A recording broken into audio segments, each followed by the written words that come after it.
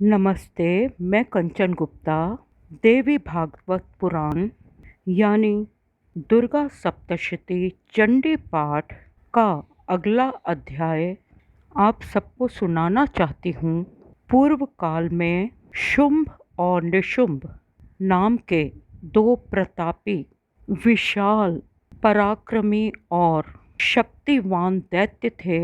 शुंभ और निशुंभ आपस में सगे भाई थे।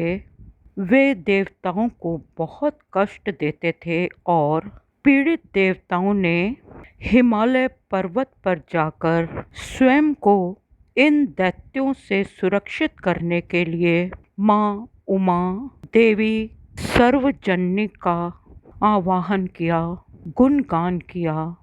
माँ वरदायिनी देवी उमा गौरी प्रकट हो गई और देवताओं से पूछने लगी कि वे किसकी स्तुति कर रहे हैं।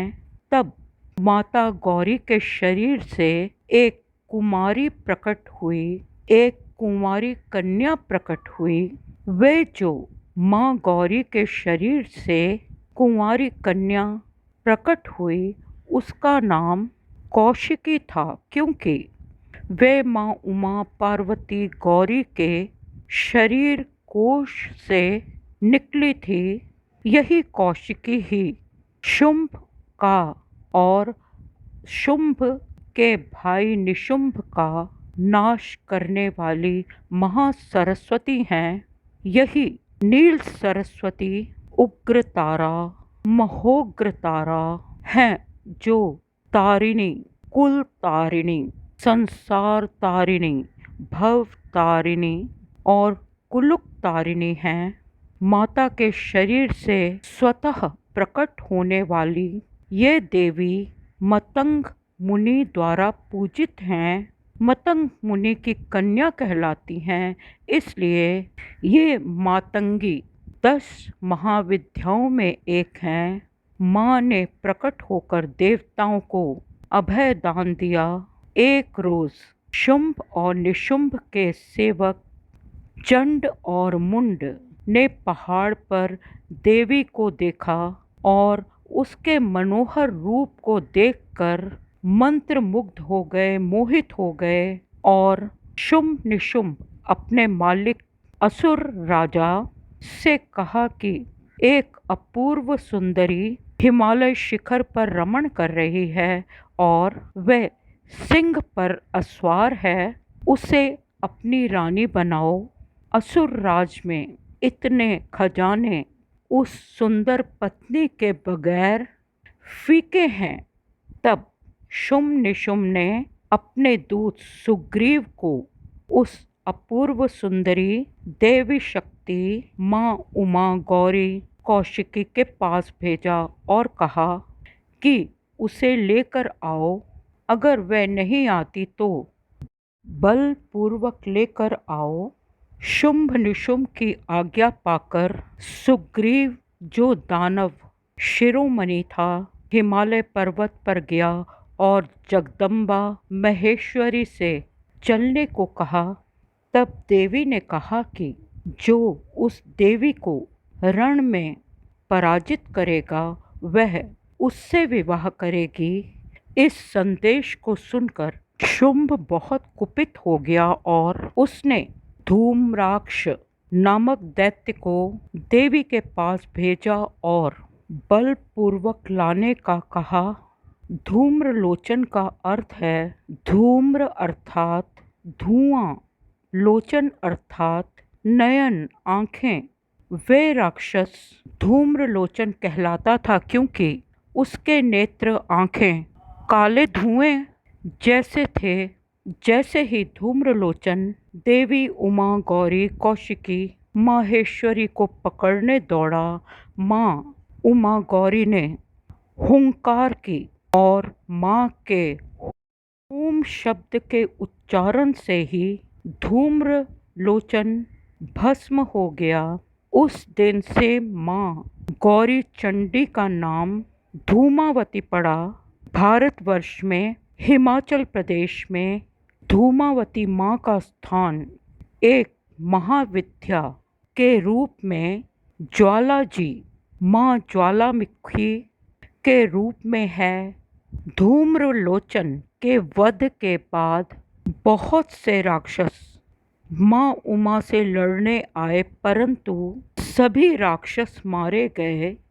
तब शुंभ निशुंभ ने क्रमशः चंड, मुंड और रक्त बीज को देवी का नाश करने के लिए, देवी को पराजित करने के लिए भेजा, परंतु अणिमा, लघिमा इत्यादि सभी सिद्धियों से आच्छादित माँ अपनी प्रभा से दशों दिशाओं को प्रकाशित कर रही थीं।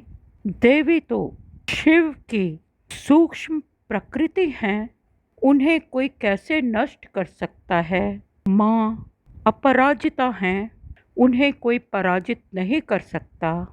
कैसे एक देवी शक्ति एक दैत्य को अपना पति बना सकती है। एक सिंहिनी कितनी भी कामातुर क्यों न हो, वह गीदड़ को कभी अपना पति स्वीकार नहीं करती। एक हथिनी किसी गधे को नहीं वरण करेगी। एक बाघिन किसी खरगोश को कभी वरण नहीं करेगी। देवी शक्ति तो दिव्य है, जबकि दैत्य प्रकृति वाले काल रूपी सर्प के फंदे में फंसे हुए हैं। अब अकेली देवी हजारों दैत्यों के साथ युद्ध करती रही और चंड मुंड का नाश किया। देवी उमा के शरीर से माँ उग्रकाली का जन्म हुआ, पैदा हुई। विकराल रूप धर के जब माँ ने चंड का विनाश किया तो उसका नाम चंडिका चामुंडा हुआ। ये चामुंडा देवी, चंडिका माँ काली, एक अति लावण्यपूर्ण सुंदरी हैं, परंतु ये दैत्यों को भयभीत करने के लिए अपना भयंकर रूप धारण करती हैं। देवासुर संग्राम में रक्त बीज नामक दैत्य के रक्त की बूंद जहाँ गिरती, वहीं लाखों दैत्य प्रकट हो जाते।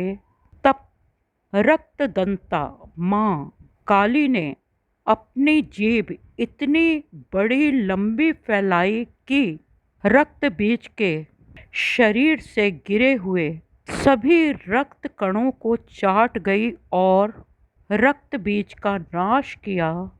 आज मैंने फिर आप सबको माँ महाकाली, चंडिका, चामुंडा, कौशिकी, मातंगी, धूमावती आदि के पराक्रम का वर्णन करके सुनाया। आशा करती हूँ कि इस सृष्टि की अधिष्ठात्री देवी सारे विश्व का कल्याण करें। प्राणी मात्र के दैहिक, दैविक, भौतिक, शारीरिक, मानसिक, अधिभौतिक दुखों का नाश करें। माँ के गुणगान को सुनने के लिए आप सबका धन्यवाद। धन्यवाद।